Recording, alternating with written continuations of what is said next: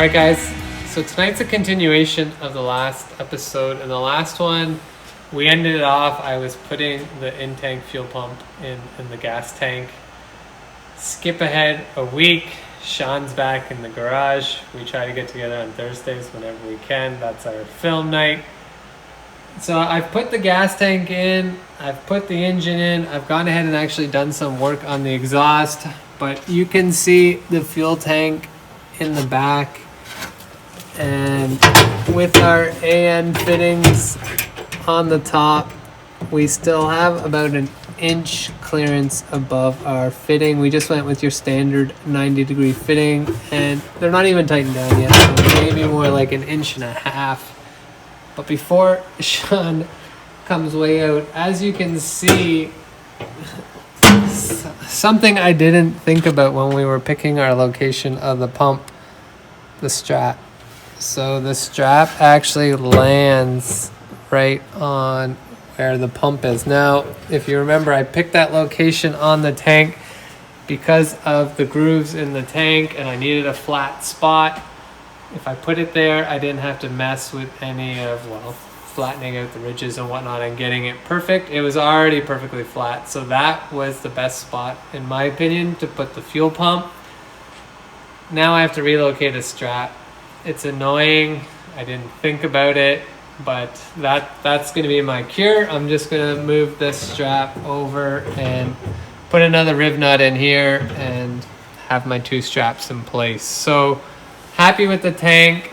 The fuel pump worked. That's all going to work out great. So next, got the engine back in and started to play with our exhaust. So it's essentially installed. The clamp's not on tight. I'm going to have to take it off. There's a bit of a fitment issue, but I'm going to take a second now, raise the car, and then show you more on the exhaust.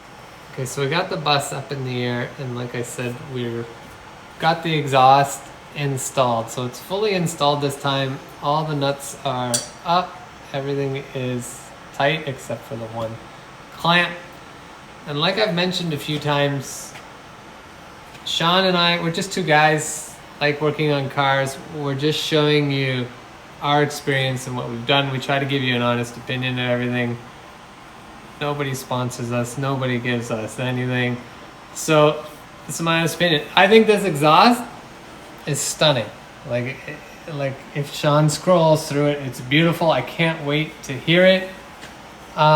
We did have to do on this side, part of buying this kit is, this is a slide fitting here. You put your clamp on, and this side you have to weld a bracket on yourself. I had never welded stainless before. I went out and got some welder. I did it with my MIG. I know there's people out there who are gonna say you should have used a TIG. I don't have a TIG. I don't wanna buy a TIG. I didn't wanna pay someone else to do it. I wanted to try it myself, so I got a bit more splatter, I guess, than I would have liked, but it's underneath. It's the exhaust mounting bracket, but it is up there. It is holding it, and you drill a hole through to the cross member here. So we've got that done, okay? So that's done.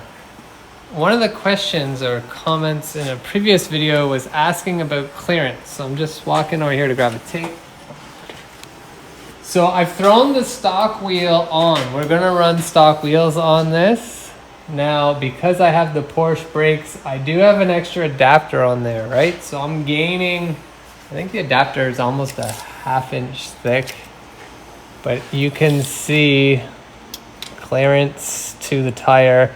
I'm at about 3 inches there. So clearance is not going to be an issue for us. It will clear, no problem. Where I am having a clearance issue is on the underside here. So Shawn comes back. I'm telling Shawn to follow me around a lot in this one, but I'm using my fancy zip tie as clearance here. But you can see I have a little bit, but it's getting tight right here. Like I can't even get the zip tie through, and then I have clearance at the end. So to do this, or to deal with this, Obviously I'm gonna have to take the exhaust off. I'm considering a few options. One was spacers to bring my exhaust header down, right? If I lower that all a bit by adding a spacer between the head and the exhaust, I'll gain some clearance here. The other option is clearancing it here a bit. I can see it has some dents in it from before. I'm not sure if it's just bent a little bit or whatnot. So I don't have an answer on how I'm dealing with that yet. The fact that it's touching here, there's going to be vibrations, there's going to be rattles. I don't want to actually end up damaging and cracking my new beautiful exhaust. So I'm going to go ahead and get that clearance somehow.